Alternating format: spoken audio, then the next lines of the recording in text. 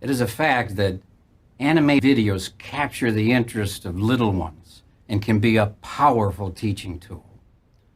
Hence, it's my privilege on behalf of the governing body to introduce to you a new anime series entitled 48 minutes of dogs barking, 48 minutes of dogs barking, 48 minutes of dogs barking, 48 minutes of dogs barking.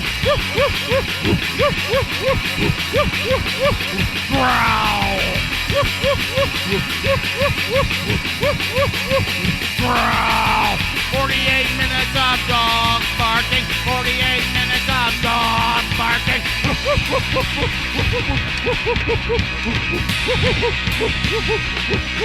Hey, everybody, it's 40 Minutes Dogs Barking. My name's Jason. This is Brian. Hey. Very special guest tonight. Please welcome to the show, producer and host of the live show Genius Night, co-host of the podcast Anime Sickos, which bills itself as, quote, a podcast for geniuses on the 4 pillars of modern misery, anime, gaming, posting, and jobs, as well as the creator of Time Force X, Mission of Lennon, a video game where you try to prevent the death of John Lennon. Please welcome, all the way from beautiful Chicagoland, Tom Harrison. Tom, how the hell are you? Hello, I'm Tom. Thank you for having me. I'm lovely. You mentioned before, is it okay to mention Time Force X? Yeah, my response was I kind of forgot I did that because I did it like a year ago. And I'm glad. So you read what you said slightly different than you wrote it, because you wrote a game where you prevent the death of John Lennon. And I gotta be so clear. No, you fucking... Your character is dumb as shit. You fail almost every route. But that was also, this is something I don't think I've ever admitted on mic, but the day we released, and I was so proud of this, like seconds after I did my big, like, it's live post, a longtime Anime Sickos listener and fan who's been with us for years immediately pointed out that it sounds like Time for Sex, which was not on purpose. The Mission of Lennon. Are you a bad enough dude to bone John Lennon? Are you bad enough to... Yo, that's okay. That's gonna be the next DLC. Next. I was actually hoping. I was actually hoping the DLC was going back in time and keeping Sean Lennon from having a music career. Hey, Watch out. In one of the routes, he asked what Sean's like in the future, and you're like, he's kind of like an NFT guy. I don't really understand what his deal is. It's great. Yeah, I just know he's hanging out with a dude from Primus, and that's always a bad sign. Not because like the dude from Primus like inherently sucks or anything. I've seen Primus live before. It was fun. Won't listen to it in my own time, but if I have to see it between two things I like, it could be worse. Sure. It's not POD or Andrew WK, but you got it out for Andrew WK. But Jeez. Les Claypool, man, like if you see a musician hanging out with him, you're like, okay. Uh-oh. Yeah. Oh, someone's trying to like rehabilitate their reputation by hanging out with the weird bass guy. Doesn't he wear a top hat? I'm picturing him. I'm picturing him now, and I know I don't really have a good mental image, but there's a top hat in my mind. Kind of like a pork pie, maybe. Oh.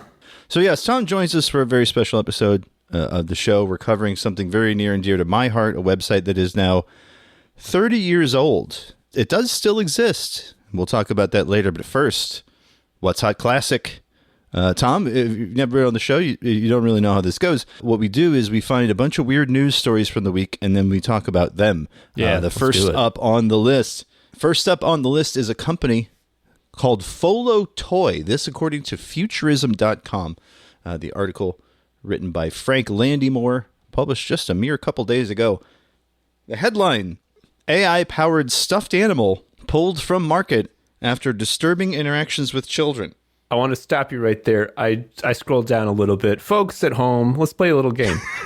What do you think is the name that the company decided to give to the children's toy that talks to you, that they assume is going to talk normal? What do you think the name of this is? I bet you're not going to guess it. Go ahead, Tom.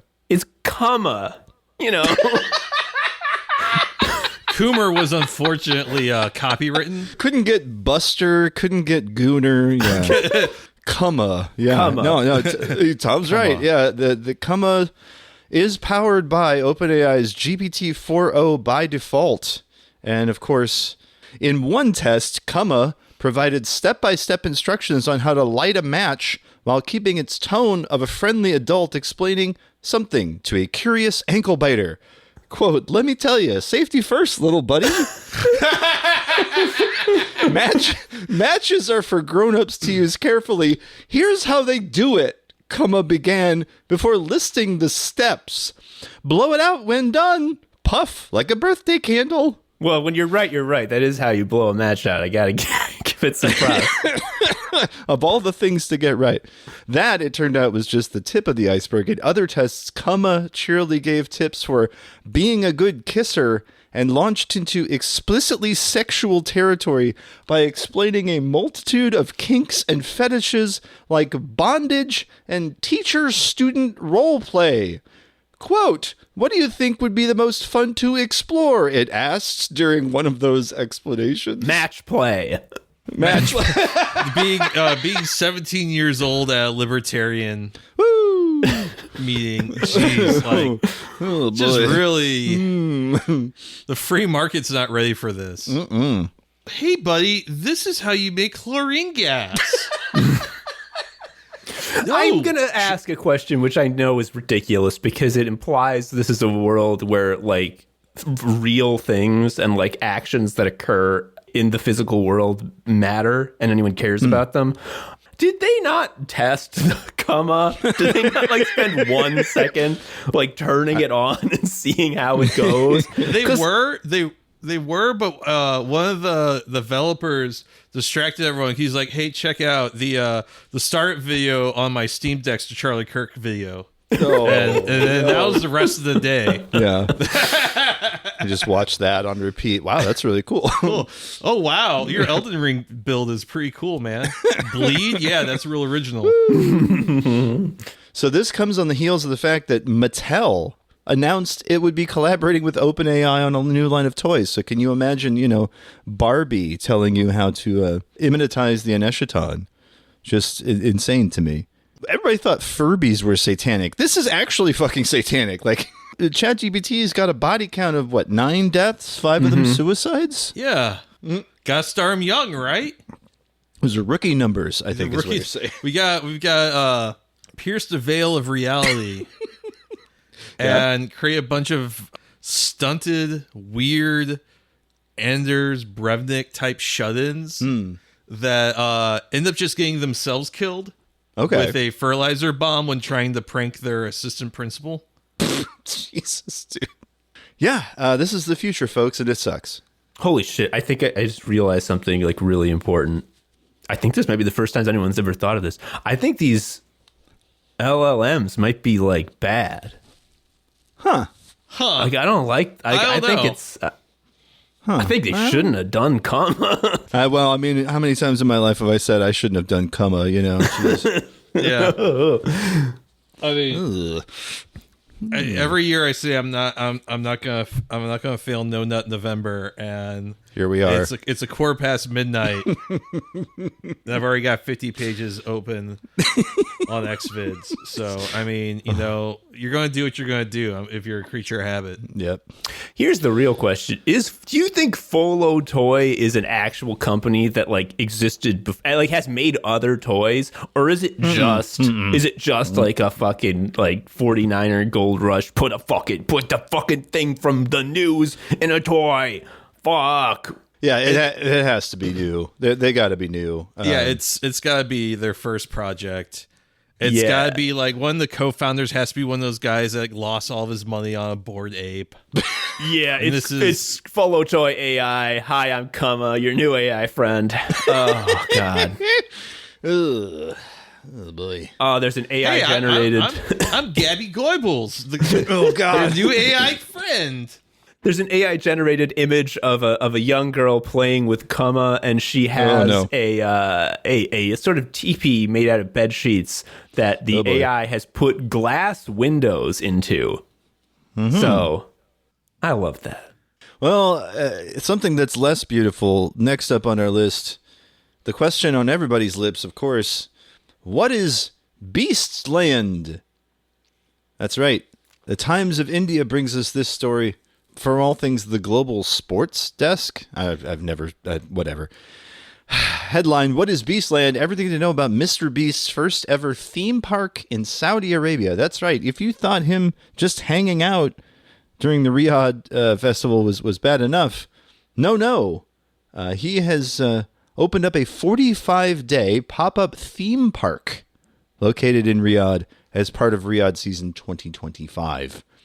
And this, again, sounds like a press release. It brings his famous YouTube challenges to life through large-scale attractions, obstacle courses, and adrenaline-pumping rides. Please. Okay, 45-day pop-up theme park. Do you mean the carnival? Like, if you can build it and tear it down that fast. Come win an Animaniacs Coke mirror from a guy with a lazy eye. Get the poster of Cheryl Tiegs that still has the fold creases in it. Yeah. Oh, wow. Oh, I hope they have the Lamborghini Countach poster, the red one. The framed IROC Z poster. That was my coveted item at the fair. Could never get the cans to fall over. It's just something happened. But yes, tickets range from $7 to $66 for full access, which they won't tell you this, but full access means it is the No Loads Refused Cum Dump event with Mr. Beast. Mm-hmm. It's the really? $66. Yeah, he's in a Tesla Model Y. Yeah, and he's just basically dogging. Yeah, you just come up to the door, and he helps you get turgid. Okay. After a couple pumps, and you're done, and it's off to the next sweaty guy comes up. He says, that bloke came real fast, and then that guy comes faster than the first guy, and you're like, what the fuck is this? I thought I was watching something good. That went very specific. Are you okay? Mr. Beast, come fuck my wife. Yeah. Oh God. If you can last more than 30 seconds in my wife. Oh yeah, $50,000. $50,000, and you'll get to meet Mohammed bin Salman. You could go over to you go to the Mr. Beast pop-up kitchen, and you get the Jamal Khashoggi chicken basket, which is 7 pieces. Ooh. Get him.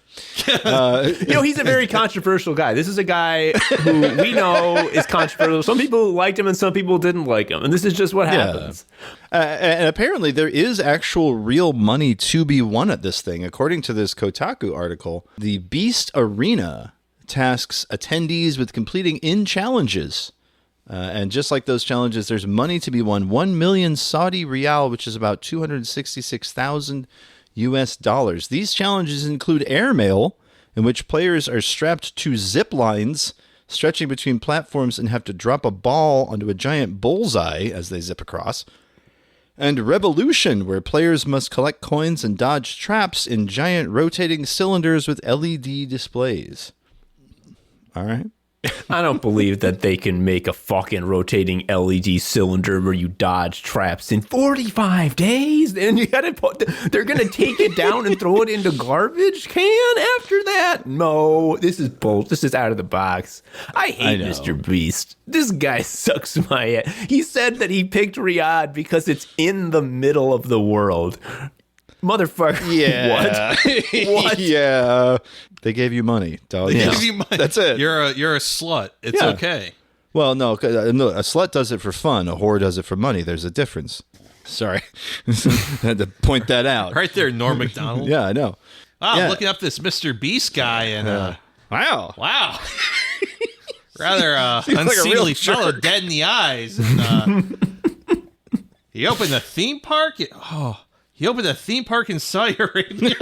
Oh, jeez. The lady on YouTube, Jenny Nicholson, she's famous for going to all these amusement parks, is quoted as saying that Beastland is, quote, not really interesting enough to talk about because it's not a real theme park. It's being called that for marketing. It's like calling a county fair or one of those situations a theme park. And she's not wrong. No. everyone's just going nuts. Kotaku reached out to Jimmy or Johnny or whatever the hell his name is, Johnny Beast Donaldson, and did not get a comment back. Strangely enough, I don't know why that is. It's because his comma was turned off. That's how he gets this. That's who answers his press response. Well, see, now we really got to get that working. Yeah, jeez. Hit me up on comma. Send me Come me, dog. No, not doing that. Well, speaking of come me, dog. No, that's terrible. But I'm going with it. Bill Ackman, not to be confused with anyone else. Bill Ackman, CEO of Pershing Square, had some advice for young men this week. Can I read this? Oh, please. I've been waiting. Go ahead. I hear from many young men that they find it difficult to meet young women in a public setting. In other words, the online culture has destroyed the ability to spontaneously meet strangers. As such, I thought I would share a few words that I used in my youth to meet someone that I found compelling. I would ask, may I meet you? Before engaging further in conversation. I almost never got a no. It inevitably enabled the opportunity for further conversation. I met a lot of really interesting people this way. God, Bill Ackman is just...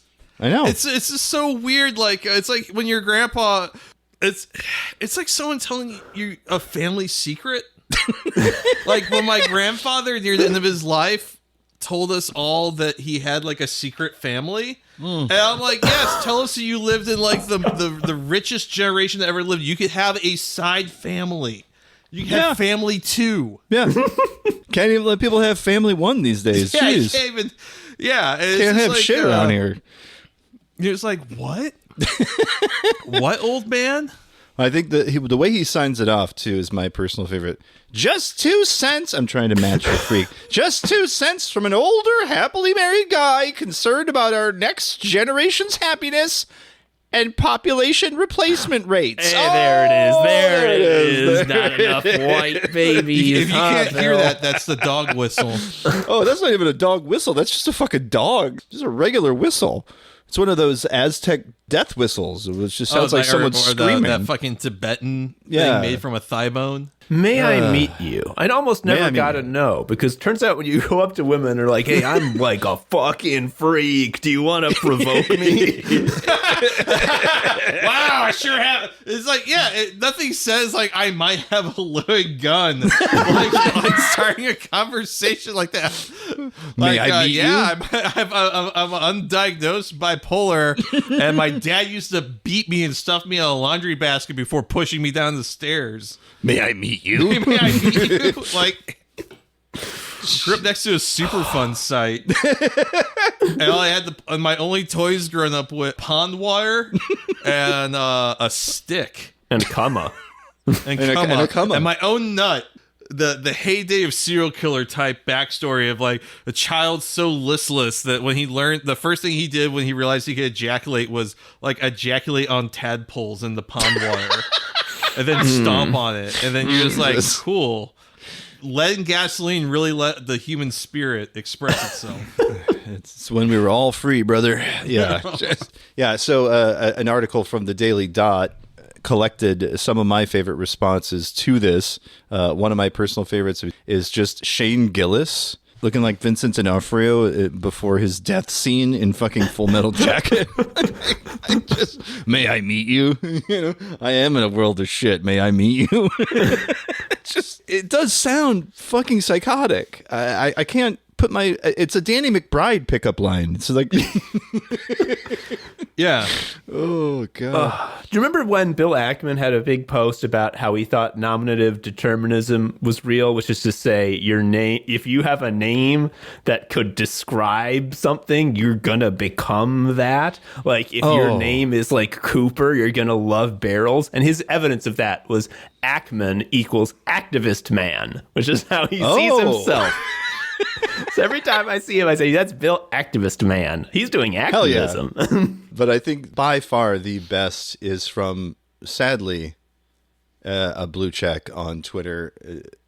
I read this tweet by Bill Ackman. The guy runs a hedge fund worth billions. He's got a wife and seems to have his life together, so I decided to give it a shot. Last night I'm at this bar and I see a brunette near the dartboard. She had on a denim jacket, looked friendly enough.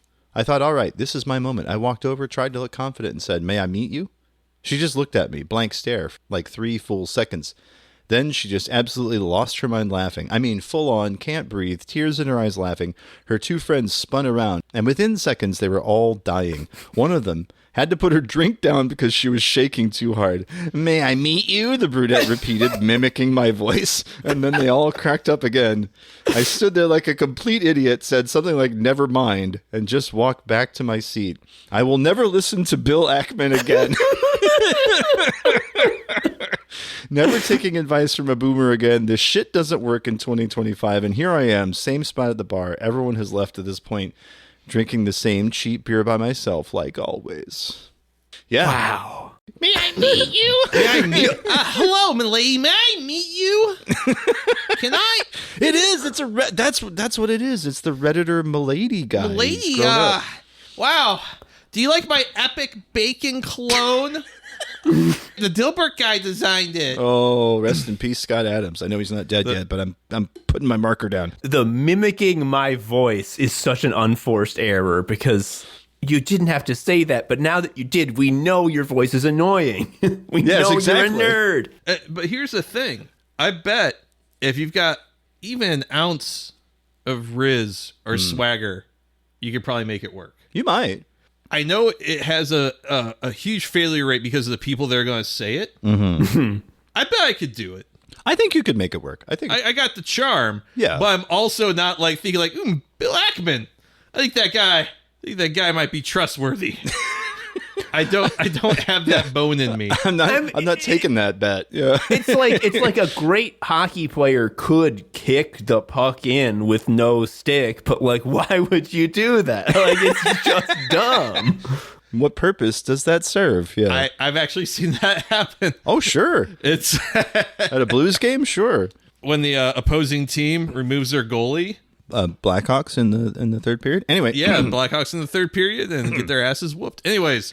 Speaking of things I hate it. Yeah, exactly. USA Today, this is how you know it's real. USA Today reporting, GameStop announces Trade Anything Day. Here's what to know. Julia Gomez writing, millennials and older Gen Z gamers know what it's like to walk into a GameStop to trade in unwanted games or old consoles, but now the retailer is having a day where people can trade in anything, well, just about. So yes, it is not just going to be the upscale pawn shop that it usually is, but now they're taking quote-unquote anything. Here is the object consumers choose to trade in must fit in a 20 by 20 by 20 box, and customers can trade in up to 1 item. There are, of course, prohibited things. So there are some loads that are refused. Yes, exactly. Thank you, Tom. We are refusing some loads here on the GameStop. Things that you can trade in includes crafts or taxidermy, but you cannot trade in hazardous waste materials, chemicals, or liquids, lithium-ion batteries, weapons and ammo, dead or alive animals, not including taxidermy. How good do you have to be at taxidermy for it to count? I was going to say, yeah, I don't know. Legal or illegal alcohol, tobacco, drugs, or pharmaceuticals, computers, excluding some MacBooks that GameStop normally accepts for trade-in, other machines like document scanners, printers, 3D printers, label printers, or digital picture frames, iPods, VCRs, DVD player. So a lot of shit. Gift cards, sexual and explicit items, and then my personal favorite is the kicker right at the end. Anything resembling body parts. Very specific. Feels like lawyer language. They had to put that in because they're going to get like the Saints Row 3 tie-in giant dildo as a trade-in. Dildo bat? Tom, if you were trading anything into GameStop, what would it be? I mean, probably something resembles a body part, but now I'm screwed. Yeah, there's nothing left. I can't bring my gun. I can't bring my Puma. Yeah, oh, well, you might be able to bring the come out. I don't know. It's got a lithium-ion battery. You Shit, know it okay. does. Well, damn it, Yeah, damn no lithium-ion batteries. It's like, so nothing that's been made in the last decade? Like, what is this? And of course, GameStop employees do have the discretion to say no to any of this, so probably going to be a shit show to begin with. People are just going to be like, I thought you said anything. Because retail people, people who wander into retail stores at the strip mall at 3 p.m. on a Saturday. We all know them. We've been there. We've all lived various lives. We know someone's going to try to give you some sort of sweat-soaked chair that their grandma died in. What, you said anything? Yeah, I mean, pretty much anything I would try and shove over that counter and say, give me your best Funko Pop. Mm-hmm. No such thing. I need the Tom Bombadil Hobbit Funko Pop, or else I'm going to kill myself. Just say, you're going to tase an employee over them not taking it. Pulling a Chris Chan. Right. You said you'd take anything. What about my Sonic medallion? Yeah. I can't trade in my Sonic shoe medallions. That's right. Oh God! Now I wish I had let you buy me a Sonic shoe medallion. just wait. Christmas is around the corner. Anyway, just gonna wear it to work. Are you up on your Chris Chan lore there, Tom? Are you familiar with what we're talking about? I know of the individual. And I have kept it vague on purpose through self-control and restraint. Honestly, good for you. Good for your brain. Good for your mental health. It's probably a good idea. I think I actually posted in the original FIAD thread on Something Awful that gets cited in all of the podcasts and academic papers about Chris Chan, which just feels like a weird thing that weighs on my soul. Oh, like you feel responsible? No, like I was there when I saw this madness be written. Oh. And I did nothing. Yeah. I mean, what can you do? FIAD's an unstoppable force. We know this. There's a great Polygon article if you have a time to check it out, because it does have a bunch of people from the GameStop subreddit where they're saying these GameStop employees are thinking, like, oh my God, this is going to be insane. Here's God help us. A thread title reads, I just know I'm going to have to handle some nasty shit. I'm going to have so many customers asking me, how come you can't just take it in? Because we can't, bro. The thread continues with an appended crying emoji. Yeah. And GameStop, it's already a thrift store. Yeah. So, you're going to give me $15 a store credit for the Shroud Turin? The fuck is this? Resembles body parts. Stricken from the record. Sorry. Oh shit. Yeah. Fuck. Mm-hmm. What I'm seeing here just looks like a mustard stain on the shroud. I don't think that's actually like anything Sumerian. There's going to be people trying to rules lawyer that shit all day. It's going to be ridiculous. I've had some insane retail stories, but these GameStop people are about to have probably the worst December they've had in a while. Just can't imagine it. Can you do Castle Doctrine as a GameStop employee? I felt unsafe. I felt threatened. As a key holder, I had to protect the property I was warden of. They're going to start issuing GameStop employees body cams. I thought it was power to the players, man. Yeah, exactly. That's what you thought. Well, speaking of power to the players, Crypto Scammo the Week time. You're listening to 48 Minutes of Dogs Barking, the podcast. And now it's time for the Crypto Scam of the Week. Oh boy, what do we got this week, Brian? I was wondering when we were going to get to this, because this has been bubbling for a couple months now. Bitcoin ATM company founder charged in an alleged $10 million money laundering scheme. That's right. Jason Nelson writing for Decrypt. Federal prosecutors in Chicago said the operator of a Bitcoin ATM network took in illicit funds and moved them through wallets. So Firas Issa, founder of Virtual Assets LLC, is operating a money laundering conspiracy tied to at least $10 million. He pled not guilty, of course. Status hearing set for January. But yes, Department of Justice charged him. So he got federal, baby. Unsealed in the Northern District of Illinois. Says that he did this all through Virtual Assets LLC, a company that did business as Crypto Dispensers and operated cash to cryptocurrency ATMs across the United States. According to the filing, victims and criminals sent the funds to him, his company, or a co-conspirator. While Bitcoin ATMs are supposed to institute know your customer policies to curb money laundering through the machines, prosecutors say he converted the illicit funds the dispenser ATMs received into cryptocurrency before transferring it to other wallets. So just all sorts of insanity all the way around.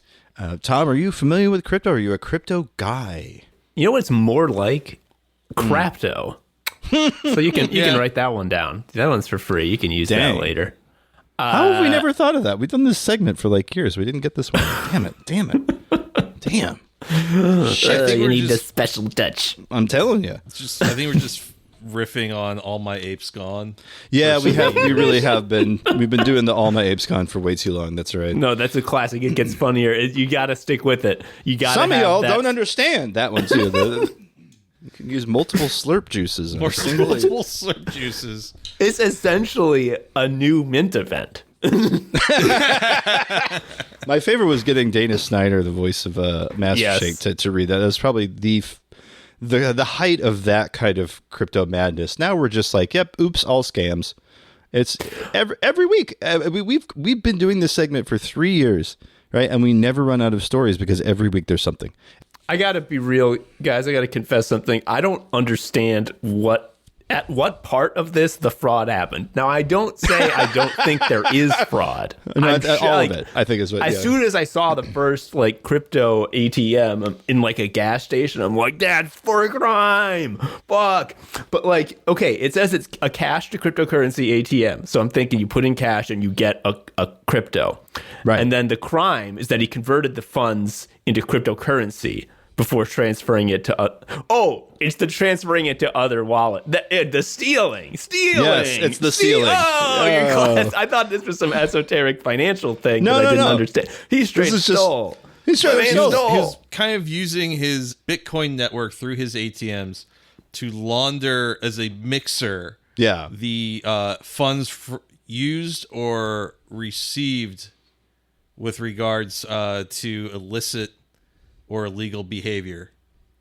So that's actually kind of impressive. I'm amazed it took someone this long to do that, because I've always wondered with crypto ATMs, that can't be right. Who's that for? The only time I've ever seen a crypto ATM that wasn't at a vape shop or a place that sold Delta 8 or Galaxy Gas was a bougie in the lobby of a bougie movie theater at the Chase Park Plaza, which is where some of the most important wrestling in St. Louis ever took place in the 80s at wrestling at the Chase. It's just really weird to be I'm 15 feet away from where my mom saw Ric Flair in the 80s, and I'm looking at a Bitcoin fucking ATM trying to wonder how. Yeah, how did we get here? Yeah, Jesus. Mean Gene probably took a piss in this bathroom over here, and I gotta stare at this fucking Bitcoin ATM like a chump. Right. Yeah, it's a nice place. It's just, how did we get from that to this? Bitcoin ATMs. ISA and Virtual Assets LLC. So himself and the company that he runs were each charged with 1 count of money laundering conspiracy, a charge that carries a maximum sentence of 20 years in federal prison. Both entered not guilty pleas, so we'll see how that goes. Elaine Bucklow, the U.S. District Judge, going to be looking at that one. Incredible name, Elaine Bucklow. Bucklow, I know. That's like a Seinfeld ass name. Elaine Bucklow. We met her at Jerry's soiree or whatever. I'm going to say something here. Uh-oh. As just an observation, and this is in no way, shape, or form legal advice. Okay. But a thing that I've always thought about with crypto is that it is basically nationless banking. So if you were laundering millions of dollars through your crypto network, you in theory have control over millions of dollars. Ostensibly. So what is keeping you from just flying to a country with no extradition rules like France and just being like, I'm just going here to visit.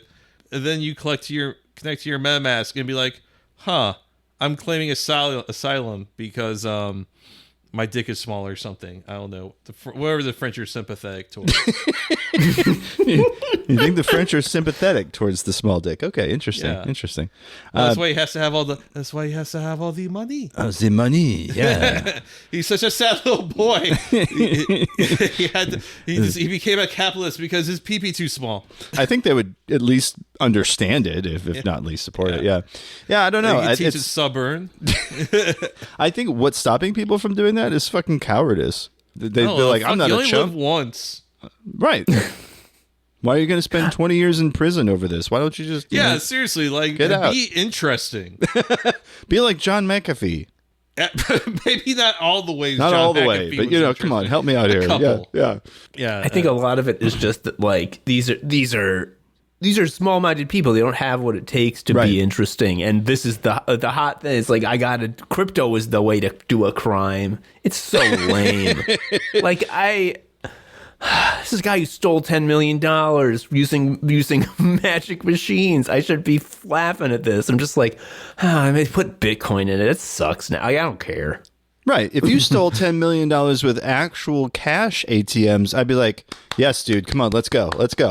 Get your money, king. Whatever it was. I'd probably be a little bit more enthused. But it's weak sauce. Getting arrested for like doing like illicit financial things in Chicago. Hey. Oh. Listen, ever since they filled up the rat hole, the town's really lost its zest for life. Well, as we covered in a previous episode, A, it was a squirrel hole, and B, it still exists. It's out there at the it's in a government building. You can go visit it anytime you like. You're in Chicago, right, Tom? Yes, I am. Did you ever visit the quote unquote rat hole? No, because I'm not a fucking tourist. Hey. I saw the picture and I said, look at that. And then I moved on. We've got a frog hole. Yeah. What the fuck? I haven't seen the frog hole. Show me the frog hole. Hey, that's what if you show me said. A fucking like no loads reviewed gaping frog and it's like you asked for it, we're all sitting around doing Limp Bizkit. Yeah, no. On the frog hole. No. We don't do that anymore. We're good boys. We've cleaned up our act. We don't do that. It's very much like the squirrel/rat hole in that it's concrete. It's in a suburb of St. Louis, St. Charles. It's out there. Whoa! I see it. I looked you got it up. That's okay. a fucking frog. Okay, this is much funnier. No bones about it. That's a fucking frog. Yep, there it is. I like the St. Charles Heavenly Frog Whoa! 4.9 stars the on Michael Google. Jordan logo. Yeah, he's doing the jump man. Atlas Obscura covered it, by the way. St. Charles Frog Hole. St. Charles Frog Hole. The frog crossed the road, but whether it made it to the other side remains a mystery. the fucking coin. Yeah, people did that to the squirrel hole too. Yeah. They put coins in it. Yeah, and instead of someone putting their HRT pill, I'll just put like a shot of horse tranquilizer or something. there you go. There's no easy way to segue from this to that. So, well, actually, there is one. I'll do this. Tom joins us from a show called Anime Sickos. And because I'm a sicko for anime and have been for a very long time, I thought this would be the perfect week to talk about our main topic, the Anime Web Turnpike. This website was created in August of 1995, 30 years ago, by a gentleman by the name of J. Fubler Harvey, also killer name. Well, what was the Anime Web Turnpike? Well, according to Anime News Network, it was a project to provide a place where anyone could find anime and manga links. This according to their own writing. So, this is Jay writing about himself, but quickly becoming one of the most popular and frequently updated anime sites on the web, the Turnpike has received many awards and accolades, including Mac User Magazine's 101 Must-See Links Award, being chosen as the Sightseeing tour stop? What? That's right. There was a web service called Excite. Oh, shit. And they would do a thing on the web where they would say, these are the websites you got to see. So they would call it Sightseeing. And thanks to author and manga expert Frederick Schote, an article in the English language Japanese newspaper, the Mainichi Daily News, and a screenshot in that same person's book, Dreamland Japan, Writings on Modern Manga. Thanks to their success, they did have a lot of really great things going on, not the least of which was the continued pervasiveness of their mascot character, Trixie. Trixie, the pink hair, the giant anime eyes. This picture, she's dolled up for Easter. This was created by a woman named Vivienne. She says, "Hello, everyone. My name is Vivienne, and I'm happy to draw the mascot Trixie for AniPike." AniPike is how they shortened Anime Web Turnpike. "I live in Switzerland. It's a very small country, and otakus are rare there. Thus, I created my own homepage to come in contact with other manga fans around the world. I draw since I'm a baby." Again, you've already told us you live in Switzerland. You don't need to explain. "I draw since I'm a baby. And when I was 13 years old, manga and anime has become my passion. My greatest wish is to become a mangaka someday." And then I already draw a manga called Got Gauss, getting published in Germany. Up. It is, yeah. Got Gauss, Vivienne.ch. Let's see. And it looks like in the ensuing years, she's really gotten some wonderful skill under her belt. It's really nice looking. Some good shading. Yeah. She definitely is doing the anime house style. I mean, Yeah. you look at Trixie, and that is as down the fucking middle as it gets as an anime design. Well, and again, you got to realize, this all started in 1995, right? I mean, this poster's from 2007, but, she'd been doing it a while. And just so much history on the site. But what's really funny about the site is that, there's not really a lot of original content.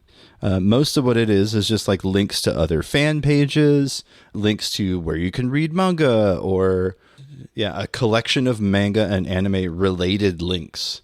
So again, kind of like a web ring, you're kind of, but it was a one-stop shop. Boy, if you really wanted to find out what was going on with that darn End of Evangelion movie, you could find out here. Talk about a different world that has since died and been replaced by a worse world. I'm sure there's lots to make fun of. I see Trixie in her little witch hat. It looks stupid. But like Vivienne saying, like, because there's no anime freaks in Switzerland, I made my homepage so that other Swiss freaks would be able to look at a comic book. And it's like that was the way you did. Like, she's not crazy. No, she did the correct thing. No, wow. Here's what you have to understand about the show is that we kind of poke fun, but also this is a web that is gone, right? This is a web that has died. We don't have this. We can laugh at them for being like an anime nerd and also for being Swiss, but at the same time, they had to create something. Yeah. To do this. Yes. They had to make a website. They had to develop their artistic skills, chase their passion. They created something. They did something. They were a part of an online community, I'm going to assume, in at least a few ways that were meaningful to them. Right. That was hard. Nowadays, to express yourself to this extent, not so much so. You can go on Twitter and be weird Swiss anime person. Right. But you had to put your ass into it 20 years ago. 30 years ago, yeah. And yeah, I mean, we're talking about people who would basically make a career out of, okay, I'm going to build a website, right? I'm going to hire this artist to make this Trixie character.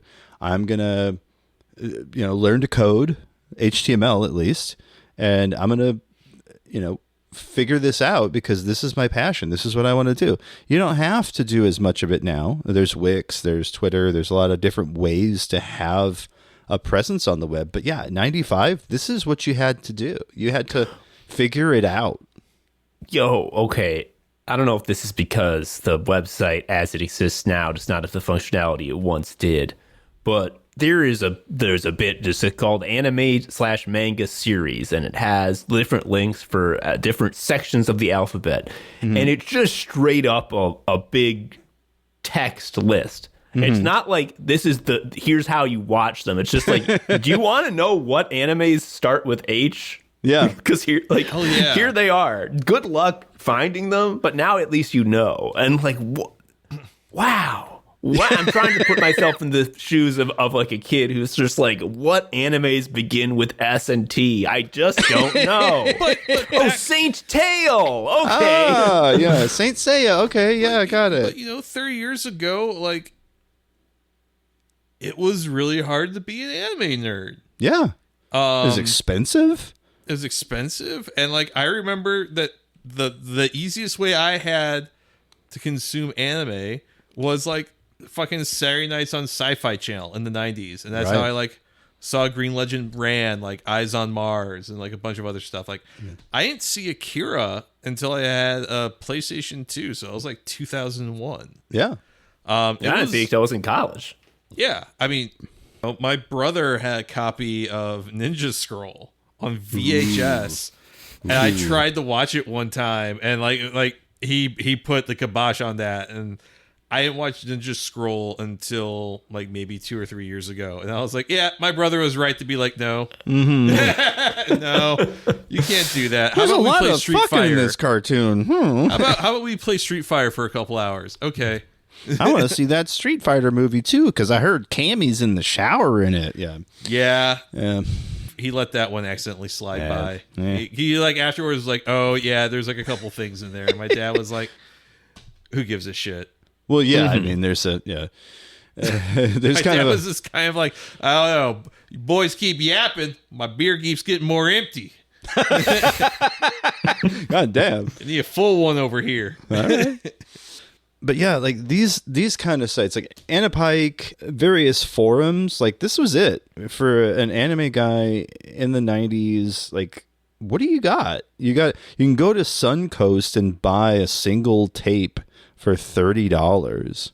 You might get an OVA, that's the whole thing, but you might not, right? You might pick up tape 1 of something that winds up being 26 fucking tapes. I remember I watched Dragon Ball Z on Toonami after school, as many did, and I sort of washed out of it because it became clear to me, even as a child, like it's so important that these be in order. And I had this fear, this like deep nervousness that like one day it's just gonna be different, because what is my cartoon watching experience up to that point? It's like Nickelodeon and The Simpsons. Okay, those shits is in random order. Like, I have no idea what Simpsons what Simpsons episode I'm gonna see. It's a single unit day. of The Simpsons. Yeah, it's a Simpson. Yeah, and so just like, what insane luck that these last few days they've been showing the Dragon Balls in order, because like they're gonna, like, I know about cartoons, they're gonna do a random one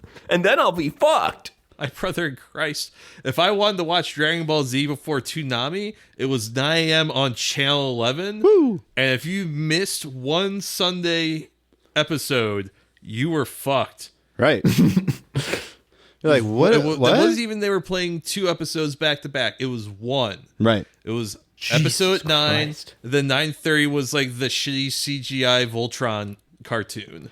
The bad one, not the good one. Yes. The very bad one, yes. Yeah. The one that looked like Beast Wars, but worse. Ooh. Yes. We talk about Zoids? Zoids. No, I don't think that was it. Zoid? I think I don't know. it had a robot I just remember lion. I was like, this is less entertaining than Lawnmower Man. Due to its popularity, this is a fun one. They did in 1996, one of the first one of these I've ever seen, which was the Anime Web Turnpike contest. 115 contestants entered into this contest. Now, what was it? 101 questions spanning all different anime and manga realms. Each question answered correctly worth 1 point. The 10 highest scores won prizes. Okay, now they did have actual prizes. This went from February 23rd of 96 to March 31st. $1,000 worth of prizes, they said. The grand prize was the entire set of Urusei Yatsura TV, volumes 1 through 18, subtitled from Anime Ego. 2 autographed Tenchi Muyo cells, autographed by the director. What? I know. A limited edition hardcover signed and numbered copy of Dirty Pair 2, Acquaintances, which if you've never seen it is a hoot. Full membership to Project Acon 7, big convention there.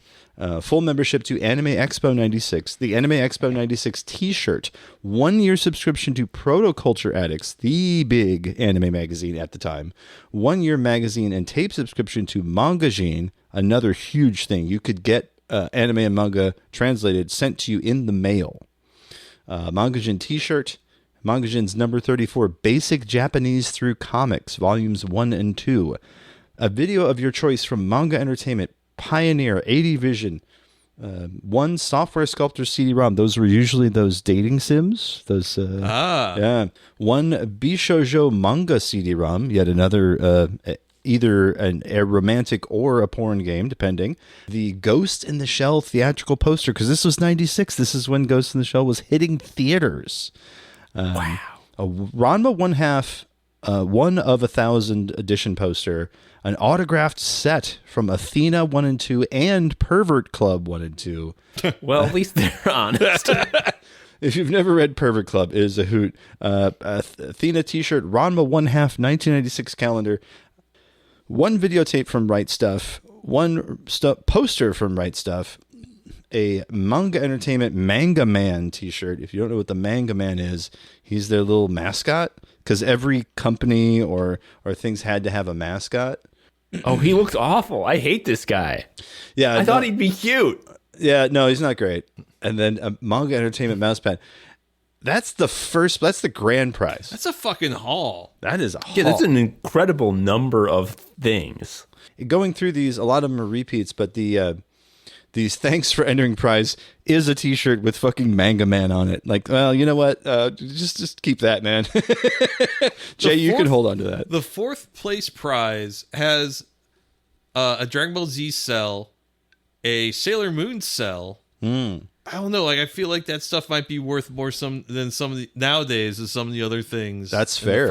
In the first prize. Yeah, to think that Tenshi Muyo was a higher tier at the time. At the time, it was. Yeah, Tenshi Muyo was hot. Drama and a half. Yeah, and Sailor Moon were. That was hot. Yeah, Ooh. I mean, Sailor Moon was my first like anime series. A lot of people, because that's like all there fucking was. It was Ranma. It was Sailor Moon. You know, it was Dragon Ball. And I remember looking on Hulu once. It was a couple of years ago. Like, oh, the original run of Sailor Moon. Like, I'll watch a couple episodes. I'll get nostalgic. Yeah. And it was the new English dub. And I'm like, I'm sorry, I can't do this. I need the original. I need the original '90s kind of shitty voice actors. Like, I know. Dude, I love the fucking 90s and 2000s dubs so much more than what they got. I don't know. They had some cabal of all the dub voiceover directors where they're like, guys, like, we're colluding. We're going to make it bad from now on. We're going to make them sound dumb. And it's like, I like it when they're just talking normal and aren't very good actors, as opposed to, it's like, you have to put on a voice that no one's ever done before. Or rather, well, I guess every dub actor has done before, but no human has ever done. I spent an insane amount of money to get a Blu-ray copy of the Evangelion box set because 6 of the 12 discs had the 1990s AD Vision dub from the fine folks in Texas. Because I'm like, these are the voices I grew up with, recording tape to tape. This is, what do you mean? Of course I'm going to spend that money. Hell yeah. And my wife just did not understand it. I'm like, listen, babe, don't ask any more questions about Evangelion, okay? Please don't. And then my kids just this year, you know, they're 15. I have boy-girl twins. They're 15. I was like, you guys want to see something cool? And we watched all of Evangelion, including the Rebuild movies, and they got really obsessed for a while. And I was like, yep, it's what happened to me. And then they went down the dark path and got into Homestuck. Yeah, I know. You told me that. Yeah. Are you familiar, Tom, with Homestuck? Do you know what we're talking about? Again, I'm aware that it exists, and I have chosen wisely to learn no further. He took his kids to an anime convention, and they were dressed up as Homestuck characters. And I'm just, what is it like to be maybe not necessarily disappointed A little disappointed. No, hey, disappointed. yeah. But you know what? At the same time, like my parents never took me to an anime convention, so you know, I'm getting there. What say you guys? Because I'm looking at the answers to the quiz. That knowing these answers got you the prizes. What say I and you, the listener? We all play along. I'll read a question or two. This one, I'm going to give you a hint. This has to do with the anime Combustible Campus Guard Dress. Oh, okay. So you know that one. Okay. Who is the person always, in scare quotes here, examining Hazumi's panties? Do you know? Kodachi? No, it's you fucking moron. It's Chiryu Senpai. Oh. You're never gonna get the Tenshi Muyo. You're never gonna get the Tenshi Muyo cell now. Yeah, that's true. This one's from Nadia of the Mysterious Seas. In what city was Marie born? Oh, You gotta know where Marie was born. First of all, it's Nadia of the Blue Water, and it's Marseille, France. Oh, okay. We're back on it. You might get that cell. Yeah, that's true. This is from Maison Ikoku. What is the name of Shun Mitaka's dog? Bubbles. No, shit. You gotta be kidding me. It's McEnroe. Wait, they named him after the tennis guy? I forgot about that. Okay. No. It's there's an extra K. It's MCK. Oh, right. Yes, of course. Yeah, of course. Jesus Christ. Okay. This is the last one I'm going to read. This is from Marmalade Boy, the classic Marmalade Boy that we all know. What's the name of the place where Miki had her first part-time job? Now you got to know this one. This is key to Marmalade Boy. Hold on. Is it if it's a convenience store that appears in the Yakuza video games, I might get this one. Hold on. Is it It is not. I'll give you that. Oh, it's not Don Quixote? Oh shit. Nope. All right. Well, no, I don't know it. Bobson's Fine Ice Cream. That's where Miki Bobson's? had her job. Bobson. This is like Bobson Dugnut, dude. Yeah, okay, This is where okay. it's from. Okay. Oh fuck. Yeah, I was not going to get that. Yeah, Jesus. 101 questions, by the way. They wouldn't even give me the Manga Man t-shirt. I would do so bad. Yeah, let's see here. I'm just scrolling through this list. Jesus Christ. Who is Luna's shape-changing friend from Luna Varga? Holy shit. This is Varga. some. I know some of these because like I was a quiet kid that read Game Fan in the '90s. They were one of the few publications I could find in the Midwest that talked about anime. The only one that I know that I just scrolled down to question number 55, what Soyokaze crew member wears a hockey mask? That's a question from the Right Stuff irresponsible Captain Tyler. And I know this for two reasons. One, because it's my first name, but also because it's very clearly a reference to Friday the 13th. That's right. Jason. Yo. Yeah. Not Jason Nanu? No, it's not Jasonu. AniPike. No, Billy Yo, Chan. No, okay, Billy actually, Chan. this Don't fuck me, or Jason Senpai will get very mad. I know I said I wasn't going to read any war, but this one is sort of like a Zen koan. This is like a poem. Okay. Like just reading this makes me like calm down. Okay. This is from the anime, it's in reference to something from the anime Gall Force. Oh, God. Okay. What is chaos? I don't know. Why don't you go ahead and tell me. The moon. Oh, yes, of course. As everyone knows this, of course. I'm going to be saying what is chaos, the moon to myself for like a full day at least. Well, at least we could give that to you. So the site kind of went offline right around 2003. It was acquired by Anime News Network.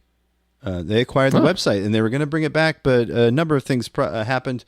According to the Anime News Network, when we started getting into a good groove, we were hit by 6 viruses in a row, thanks to some user emails, along with 3 back-to-back machine failures courtesy of IBM. This was in 2003, and I don't think the website's been the same since.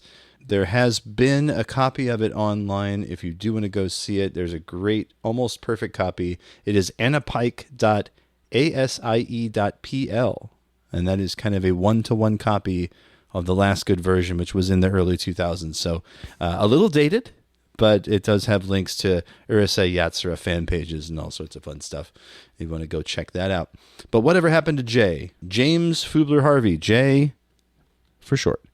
Well, And this is in his own words. I'm going to this bit from starfishcoffee.com. This was his personal blog. When I started my current job, 2005, he's writing.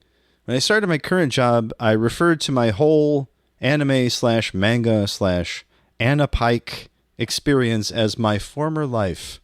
The man had officially retired from the whole shebang.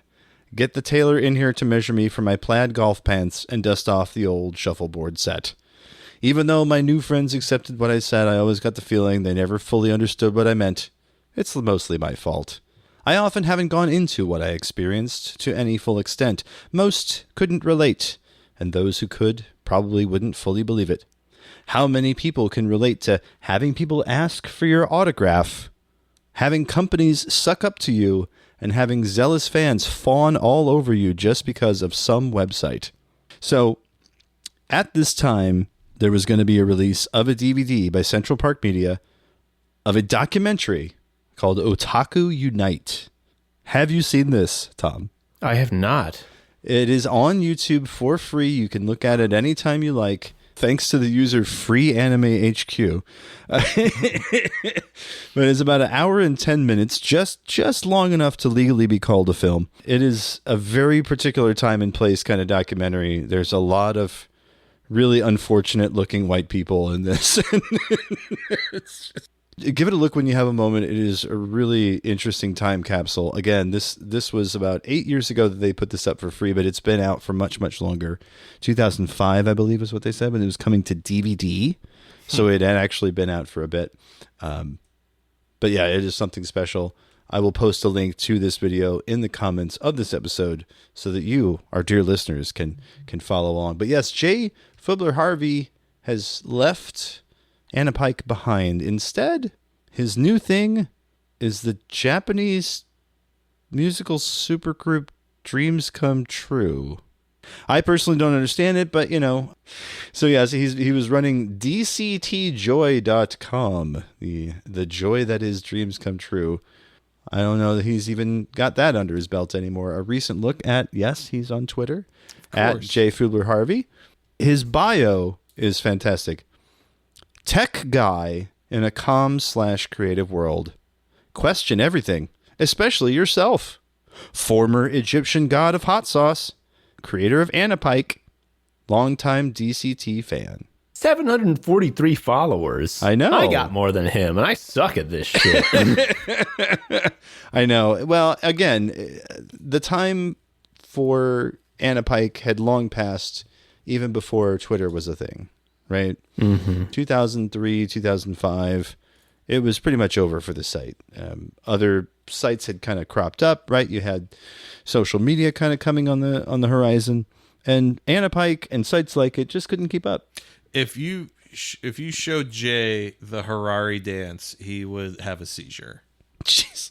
I will say, I was scrubbing through the Otaku Unite video. I'm playing it, just like seeing the little preview come up, and I was seeing all the different shapes of white person head that were in store for me. Yeah, and I gotta say, Jay Fubler Harvey's headshot, he looking suave. I bet if he would go up to a girl and said, "May I meet you?" he'd pull it off. Oh, absolutely. Oh, yeah. 95 to 2003, he was probably swimming in it, man. Yeah, the different shapes of white man. We're kind of scrolling through it over here on our side. Yeah. And it's just like unfortunate head shapes. We've got some real the blockbuster key holder vibes. We used to grow these men in vats. The big crowd shots to me, I think, are some of the best ones, because you've got like multiple sizes of guy, but mostly the same shape. There's just a general kind of. There's a lot of receding hairlines. Oh wow! Yeah, we got Chairman Mao here. Some real choice ones. Some folks that would fit in these days. Poor Alex Alvarez comes out looking most like Reggie Fils-Aimé of them all. I was just about to say. Big mailbox head guy. Definitely a who's who of, that guy. It's very unfortunate because, he created one of the sites that people went to pretty much on a daily basis, and now he's like, yeah, I left that behind me. He lost his taste for it, unlike the proprietor of The Hun.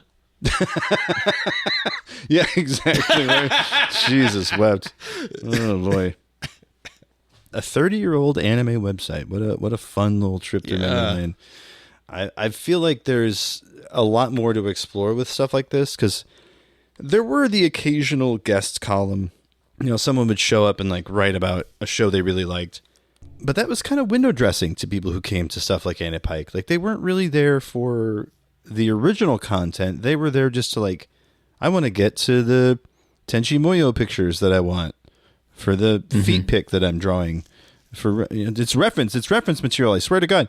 They wanted to get to the My Goddess fan page and make sure they. I need to find the unrated rip of Bubblegum Crisis. Yes.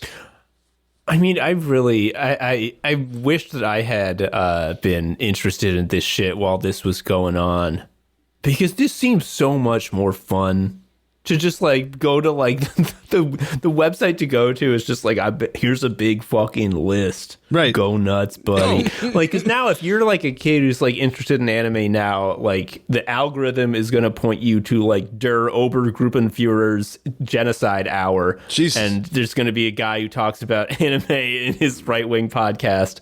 And you're gonna turn into a fucking freak. Yeah, but like, I'm sure you would turn into a freak looking at either this way, shit, but a different type of freak. Yeah, it's a different time, right? A different age, a kinder. Well, I don't know about kinder, but definitely a more open internet, a more welcoming internet, an internet that sadly has kind of passed us by. We talk about this a lot on the show, but like, you show up, you draw some Ranma 1/2 fanfic. And you hang out for a while, right? You just kind of do your thing. And that's a thing that is lost, because now you got to hustle for metrics. You got to get on all these starter packs. And you can't just like hang out and do your thing anymore. And that's just a damn shame, is what I'm saying. These damn kids, when they're we ain't gang stalk each other back in the day. and they're TikTokies. Or ask anime, or not ask AI. To do our homework for us. No, we were scouring weird Pokemon web rings to find information about second-gen Pokemon when the blue mouse thing was called Pika-Blue. We were also searching for pictures of Misty with her top off. No. Mostly just want to know about the weird blue rat. More of the rat. Speak please. For yourself. More of the blue rat, please, and more South Park theme midis inexplicably playing on loop. Oh God, I can hear it in my head right now. Well, I guess that means it's part of the show where we tell people where to find us online. Tom, since you are our guest, why don't you go ahead and start us off? Tell us where to find you on the old internet. On the internet, you can go to Blue Sky. I'm Tom Harrison. And then all the normal shit that goes after that on Blue Sky. I'm not on Twitter because I care for myself and I don't wish to be there no more. And what else? You can go to animesickos.com. That's where all the Anime Sickos stuff is. If you want to play Time, Force, Act, I have to really put spaces between those. If you want to play Time for Sex, you're going to go to our itch.io page. Folks, why do they call the video game website itch.io? I hate that. Gross. Folks, gag me with a spoon, senpai. The Anime Sickos on Blue Sky. Same thing. Anime Sickos. All the other shit. You mentioned briefly our live show Genius Night. Yes. That's only relevant to you if you are in Chicago. But we're doing a sort of holiday hiatus. We're going to be back in February doing live comedy shows that rule. And I say it only matters if you're in Chicago, but it occurs to me that I do put the recordings on the Anime Sickos YouTube channel, which I don't really promote because I'm fucking stupid. Anyway, I think that's everything. Right on. Brian, why don't you tell people where to find you? Oh, yeah. If you want to find me on Twitter, you can find me over there at iShagidibor. Same handle over on Blue Sky. If you want to confuse yourself even further, you can find me over on Instagram at music photographer. If you want to check out my portfolio of people with their mouths open, you can head over to assholemusicphotographer.com. If you want to check out the last and only good media website left in St. Louis, go on over to theartsstl.com. Excellent. Big J. Yes, I am on Twitter, Videocrime, VIDEOCRIME. Blue Sky, anywhere there's a video crime, chances are that's me. We're talking Letterboxd. We're talking tons of places. Heck, I think I was video crime on the Ava 2000, which was the first anime forum that I was ever on. That site's gone. Wow. But you get what I'm saying. You can also find me as part of a podcast that's not this one. It's called Submitted for the Approval of the Midnight Pals. There I play a fictionalized version of horror icon Stephen King. Last episode was called The Tale of That, which was a nice mashup of It and The Shining. That was fun. And then our final episode this season is going to be the musical episode. I'm so excited for that. I don't have a lot of lines in it, sadly. They did not ask me to sing, but still fun regardless. That is midnight-pals.simplecast.com, or anywhere podcasts are sold. You just search up Midnight Pals. If you want to get in contact with this show, by all means, do that thing. Give us a call, 314-246-9766. That's 314-AHOY POO, if you like to spell with your telephone. If you want to shoot us an email, that's jason@4 minutesofdogsbarking.com, or Brian with a Y @4 minutesofdogsbarking.com. Kick them nasty thoughts. Tell us what you think. Tell us, how did Tom do? Did he pass the audition? If I didn't, don't fucking tell me. No, That's never. rude. And then if you want to support the show, patreon.com/48minutesofdogs. There you will get our post-show hangout, the bonus episode that we call Thanks, I Hate It. That's where we talk about TV shows and movies and stuff, all the fun little whatnots that we get together. And hey, you're going to hear Tom on that just this coming week if you subscribe now. Get on it. Better. That's right. Patreon.com/48minutesofdogs. Our first guest to ever appear on Thanks, I Hate It. So that's real fun. We're also coming up on the end of the year. And that means that we got to get ready for our punishment tier. That's right. If you join it at the $10 level on the Patreon, we will devise a punishment for ourselves that will then be executed by the end of the year. This past year, we did a 90-minute commentary track for the Japanese puke fetish video Garo Monster Home Delivery. It is definitely worth listening to, especially if you don't have to watch it like we did. It is definitely a hoot and a half. So you can get that, plus decide what we do to ourselves this year. Patreon.com/48minutesofdogs. So, as we always say at this time, namaste, good luck, 25th Amendment now. Who ate all the pussy? And Tom? Just say something. Oh, fuck. Listen to Anime Sickos.